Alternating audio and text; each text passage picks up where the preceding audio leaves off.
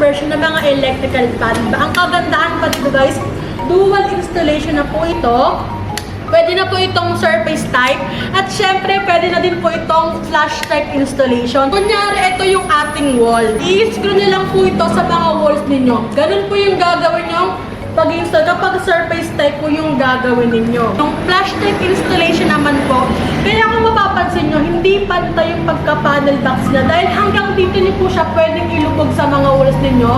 At ito lang po yung makikita kung saan naman nakatala yung mga ating MCB or miniature circuit breaker. At saka guys, sa iba po kasi is fixed lang po siya na 8 ways. So kung gusto nyo mag-upgrade ng 80 amperes to 105 amperes, kailangan nyo na pong magbawas ng branches.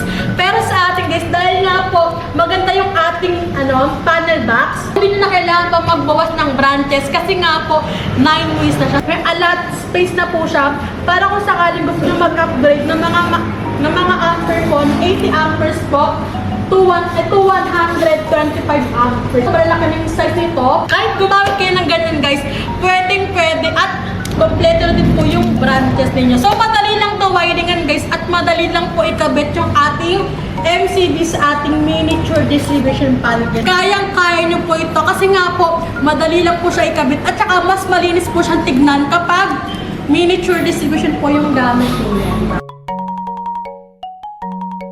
63 ampere natin guys. Ito yung breaker natin na main breaker. Ito namang 32 ampere. Ito po yung breaker natin para sa aircon. Itong 20 ampere naman, ito yung breaker natin para sa ating outlets. At ito naman pong 16 ampere, ito yung breaker natin para sa ating ilaw guys. So syempre, halimbawa may supply na tayo ng kuryente from Meralco. Dito po dadaan yun sa ating 63 ampere na main breaker. So, kunyari, meron na po kayong supply ng kuryente galing sa Meralco guys sa inyong main breaker. Para naman po masupplyan ng kuryente yung ating branches na 32 ampere, 20 ampere at 16 ampere, gagamit na lang po tayo dyan ng combust bar. Ito yung ating combust bar guys, di ba?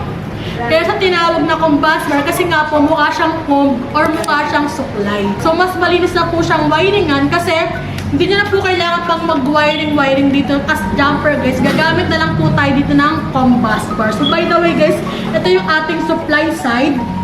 Taas. Ito naman po yung ating load side. So dahil nga po reversible yung ating MCB, dito na po tayo maglalagay ng combust bar sa taas guys. So, i-screw lang po natin siya lahat para po ma-supplyan ng kuryente yung ating mga branches.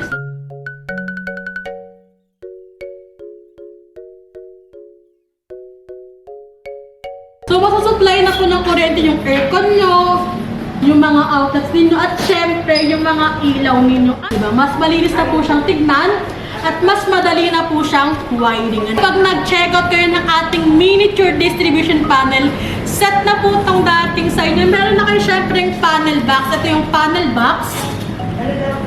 Ganito naman po yung cover ng ating panel box. So, set na po yung darating sa inyo.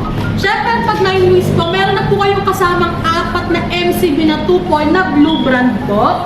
Ito po yung brand ng ating breakers po pang nag-check out kayo sa ating live or sa ating TikTok shop.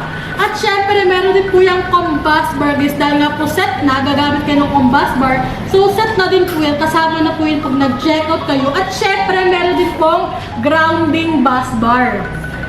Para kung sakaling may mga ground yung outlet nyo, itatap nyo lang po yan sa ating grounding bus bar. So, set na yan guys. Lahat na po yan kasama na pag nag-check out kayo. Ang gagawin nyo lang po, check out. Then pag dumating sa inyo, mawiringan nyo na lang then install. Diba? Ganun kaganda guys sa Treg Electrical. Hindi na namin kayo pinahirapan. Set na po yung darating sa inyo. Kompleto na po, walang labis, walang kulang. Kaya kung nagpapagawa kayo ng modern design house, modern na mga apartment, or kahit anong uri ng bahay guys, pwede po kayong gumamit ng ating miniature distribution panel kung hindi naman po kayo kukonsumo ng mga malaking loads guys ng kuryente.